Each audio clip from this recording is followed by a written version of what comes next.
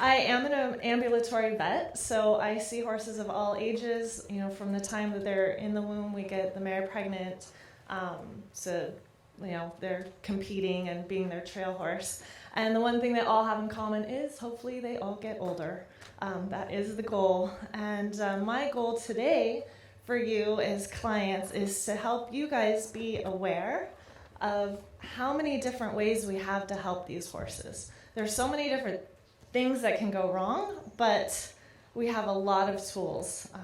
Time flies, right? All of a sudden, our young horse is getting older. And so what are those first signs of aging? They start around 16 to 18 years old. I think it's adorable. They get the little gray above their eyes and on their muzzle. And it's not a little kid anymore. You also start to notice decreased flexibility, and those are kind of the first signs. And we have so many different ways to help them that I'm going to try to get through as quickly as possible. And there's so many different reasons that they have problems, such as a sway back or pot belly. There's different reasons where they're losing weight, and we need to address them all one by one. Oh yeah, this is a cool slide because it sort of puts into perspective how our horses age and how it relates to our life. And they mature very quickly. So they're up and running when they're 3 hours old. And then a colt is fertile when he's about 12 to 14 months old. So they're grown up pretty quickly. By the time they're 10, they're like a 30 or 40-year-old person. They're finally sane, right? They're trained. And now we have our great riding horse, but it's not long after that they start to show their signs of age. And they get achy and so on. And by the time they're, 20 years old, so they're ready to collect Social Security. They're about 65, but they're far, far from being done with their useful life.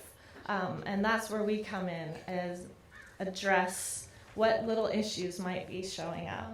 These are the most common questions I get asked when I come out to see older horses. How do I put weight on my older horse? How can I make my horse comfortable in the mornings? I see it struggling to get up. And the big answer is why. We have to find out why. Why are they not gaining weight? There can be so many different reasons. And we have to look at, is it sand? Is it Cushing's? Is it dental care? So it's not just, my horse is older, he's getting skinny. Okay, why? And what are we going to do to help it? And the same thing as if they're uncomfortable. Why are they uncomfortable? Do they have laminitis? Do they have laminitis because they have Cushing's? So all of these things are intertwined. And then what are we going to do to fix it? So look at the gray over the eyes and the cute little gray on his face. Spending a little more time laying down. This is your typical older horse. So when I get called out and I'm looking at an older horse, the first things I do are look at the musculoskeletal system, look at his teeth, run some blood work, and evaluate the environment. And these are the things I'm going to break down a little bit more as we go on.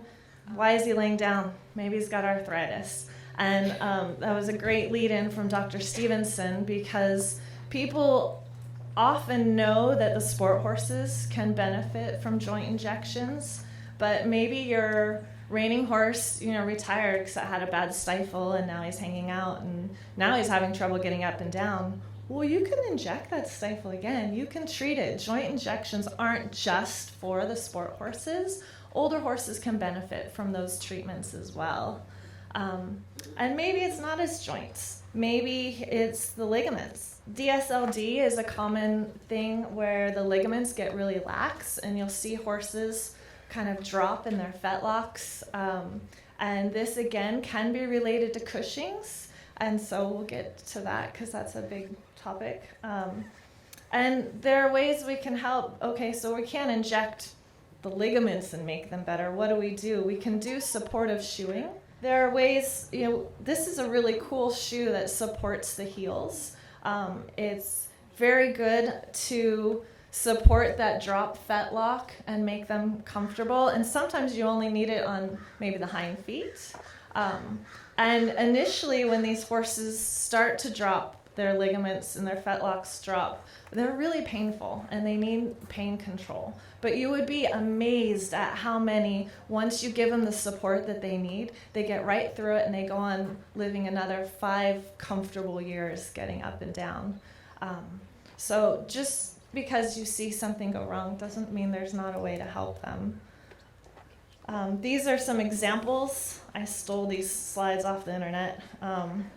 So I put Dave Ramey's name up there, but DSLD, that's what I was talking about. It's not always related to Cushing's, but it's commonly seen in older horses. It can be related to use as a jumper at some point or whatever, but these shoes, and you just get creative on working with your farrier, working with your veterinarian in the best way to support them. The other picture is obviously of a laminitis horse, and we give them this rocker shoe, and then they can just walk around and they're not having the leverage on their toe like they used to have, and they get much more comfortable. So then segue into what I mentioned before. We go down a whole list of checkpoints, musculoskeletal. The next thing I do when I meet them is I look in their mouth.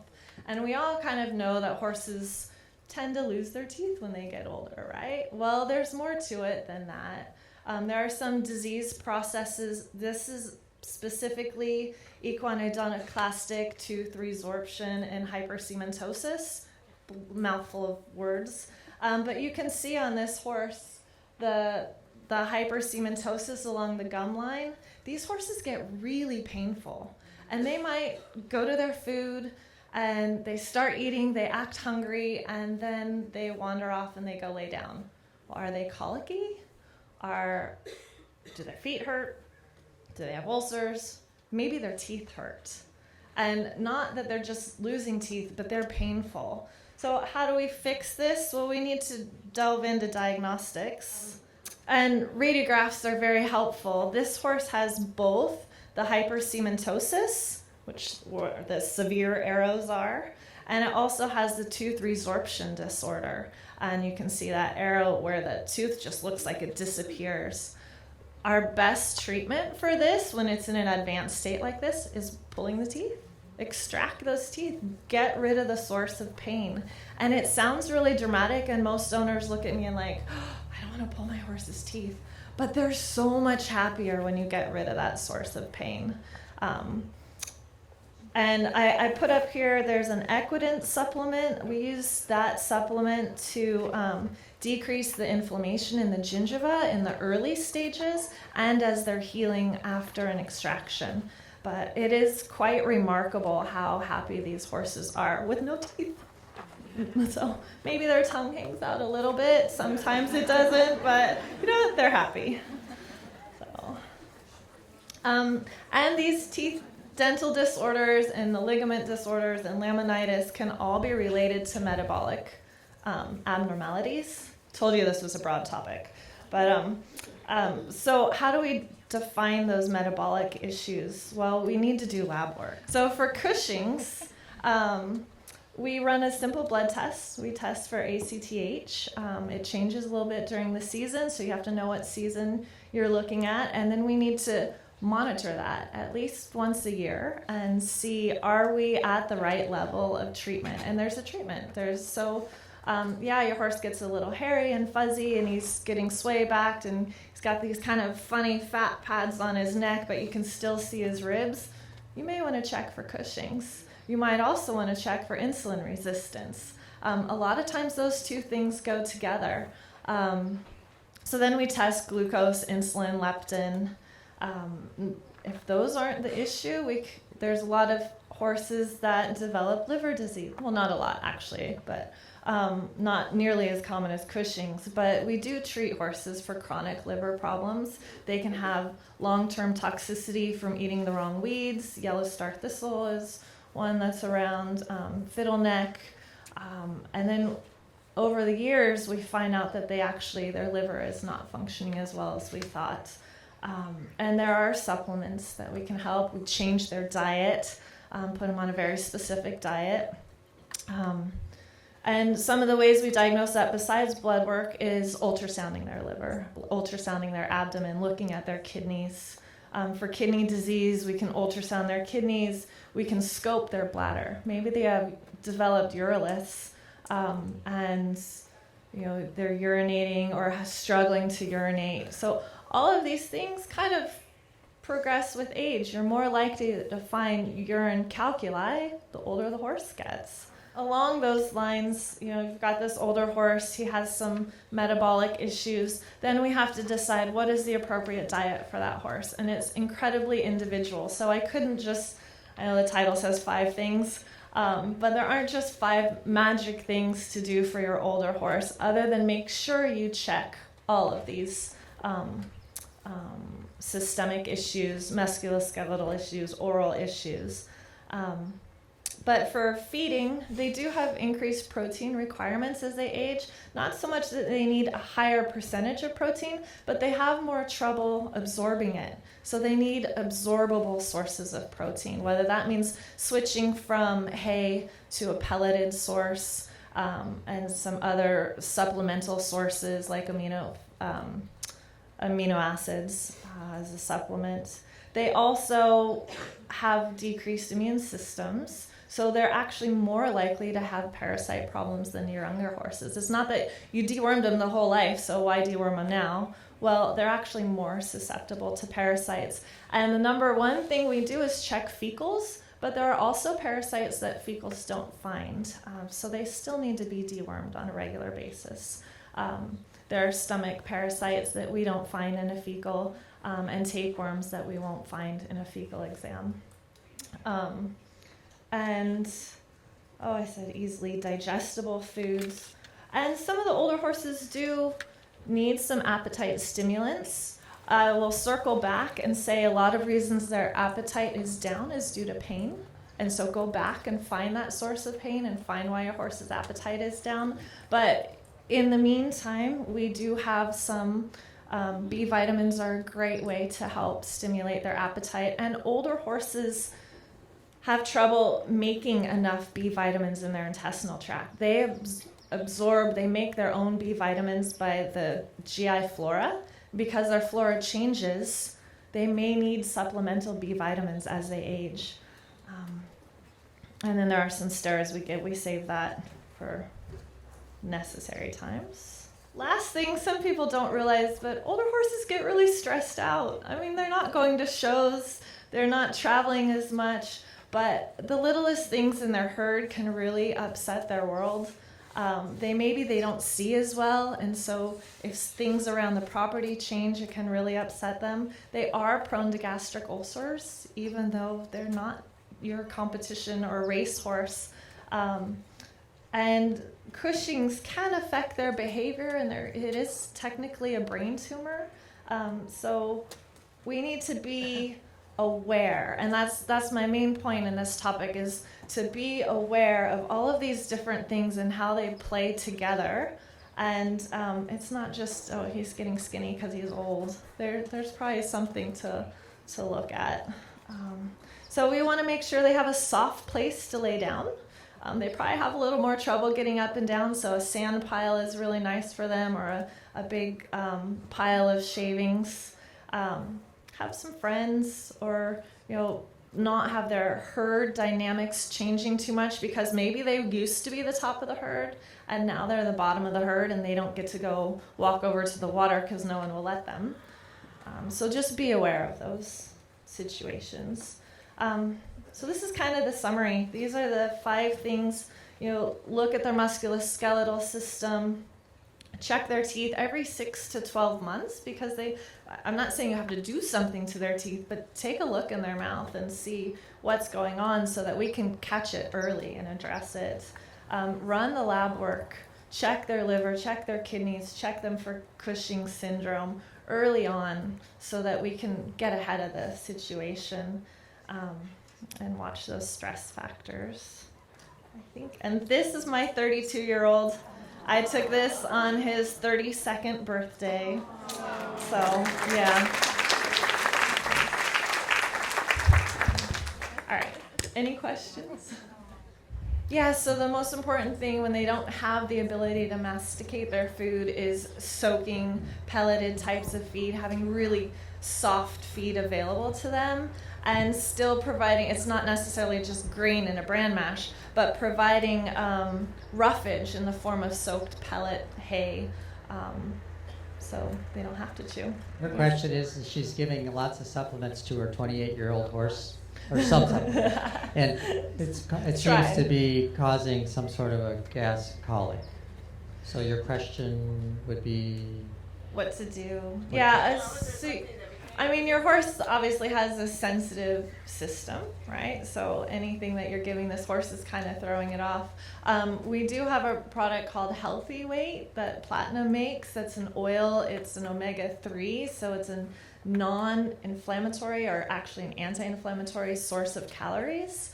And it's a very dense source of calories. So the old days, people used to give corn oil to make their horses shiny, but corn oil is omega-6s and is very pro-inflammatory. It's going to make their joints more achy. So if you switch to something like Healthy Weight, that's an omega-3, you get a huge benefit. And I have never seen a GI upset with a product like that. So, yeah. Way over here. Are there any wormers that are better for older horses, like injectables, versus paste? No, not really. I use the same dewormers. All the dewormers I use are paste dewormers, and I do rotate them. And there are some that are maybe considered stronger dewormers, and some that are a little more gentle on the GI system. But I play that based on the particular patients and what parasites we might be dealing with. So I don't want to give them something that's not going to solve the parasite problem. She has a 15-year-old foxtrotter, and she was told not to give alfalfa because of the high protein content, and it would cause Cushing's. Is that true? I never like to say true and false, because I don't know if your horse is overweight. Potentially the alfalfa is too high calorie. Alfalfa is a very nice source of protein. I wouldn't say that it's too high a protein unless they have kidney problems. But if they're overweight, I back off alfalfa and switch it for like a grass hay. It is not one of our really high sugar ones. So with Cushing's, you can feed alfalfa. Orchard hay, we try to do grass hays for Cushing horses. Timothy is one of the best options. Orchard can be good, but sometimes you have to soak it to get the sugars out. But yeah, I don't like to make blanket statements like that, because certainly if your horse is fat, you might not want to feed it alfalfa. But the sugar, non-structural carbohydrate sugar content is not a big problem for Cushing's. Her question is, she's running fecals and getting negative reply or zeros, and she's wondering what should she do, what strategy should she use to determine what to worm her horses with? Parasite strategy for a horse that has negative fecal samples.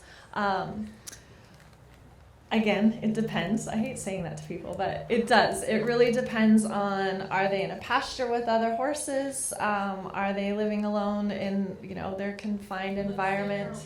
Say they're alone. So I still deworm them a minimum of twice a year. And I choose dewormers that I know will get those Habronema type of worms in their stomach and tapeworms. So I choose a wormer that has like praziquantel in it, like the ivermectin with praziquantel, and I'll do that twice a year. Do ponies age differently than horses? I would say yes. I say they have a longer lifespan, and they have less incidence of osteoarthritis, and they have a much longer life of competition and activity level. So technically the chart was horses. I would just stretch it out a little bit for ponies, yes. How does thyroid tie into all this? Thyroid is a good question. I didn't have that on my slides, but it does tie into their weight management. And we can always run, when we're doing those other tests, thyroid is always a great thing to add on. Thanks for bringing that up.